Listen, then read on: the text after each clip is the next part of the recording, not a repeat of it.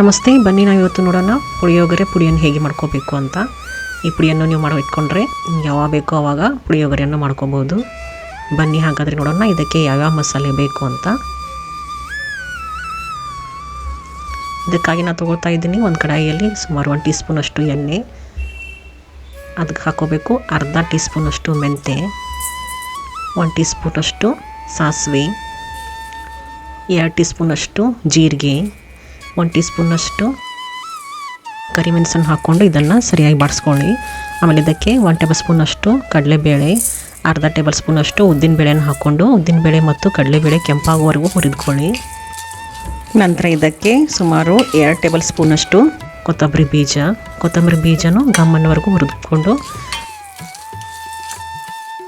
ಆಮೇಲೆ ಇದಕ್ಕೆ ಹಾಕೋಣ 1 ಟೇಬಲ್ ಸ್ಪೂನಷ್ಟು ಬಿಳಿ ಎಳ್ಳು ಸ್ವಲ್ಪ ಕೆಂಪಾಗುವವರೆಗೂ ಹುರಿದ್ಬಿಟ್ಟು ಆಮೇಲೆ ಇದಕ್ಕೆ ಸುಮಾರು 5 ರಿಂದ 6 ಬ್ಯಾಡಗಿ ಮೆಣಸಿನ್ಕಾಯಿ, 4 ಗುಂಟೂರು ಮೆಣಸಿನ್ಕಾಯನ್ನು ಹಾಕ್ಕೊಂಡು ಇದನ್ನು ಸರಿಯಾಗಿ ಚಟಪಟ ಅನ್ನುವರೆಗೂ ಹುರಿದುಕೊಳ್ಳಿ. ಆಮೇಲೆ ಇದಕ್ಕೆ ಸುಮಾರು 1 ಮುಷ್ಟಿಯಷ್ಟು ಕೊತ್ತಂಬರಿ ಸೊಪ್ಪನ್ನು ಹಾಕ್ಕೊಂಡು ಕೊತ್ತಂಬರಿ ಸ್ವಲ್ಪ ಕ್ರಿಸ್ಪಿ ಆಗಬೇಕು ಅಲ್ಲಿವರೆಗೂ ಇದನ್ನು ಚೆನ್ನಾಗಿ ಹುರ್ಕೊಂಡು ಗ್ಯಾಸನ್ನು ಆಫ್ ಮಾಡಿ ಇದಕ್ಕೆ 1 ಟೀ ಸ್ಪೂನಷ್ಟು ಅರಿಶಿನ, ಅರ್ಧ ಟೀ ಸ್ಪೂನಷ್ಟು ಹಿಂಗನ್ನು ಹಾಕ್ಕೊಂಡು ಸರಿಯಾಗಿ ಮಿಕ್ಸ್ ಮಾಡ್ಕೊಳ್ಳಿ. ಇದು ಸರಿಯಾಗಿ ತಣ್ಣಗಾದ್ಮೇಲೆ ಇದನ್ನು ಪುಡಿ ಮಾಡಿಕೊಂಡ್ರೆ ನಮ್ಮದು ಪುಳಿಯೋಗರೆ ಪುಡಿ ತಯಾರಾಯಿತು. ಈ ರೆಸಿಪಿಯನ್ನು ನೀವು ಟ್ರೈ ಮಾಡಿ ಹಾಗೂ ನನ್ನ ಚಾನಲನ್ನು ಸಬ್ಸ್ಕ್ರೈಬ್ ಮಾಡೋದನ್ನು ಮರಿಬೇಡಿ. ಧನ್ಯವಾದಗಳು.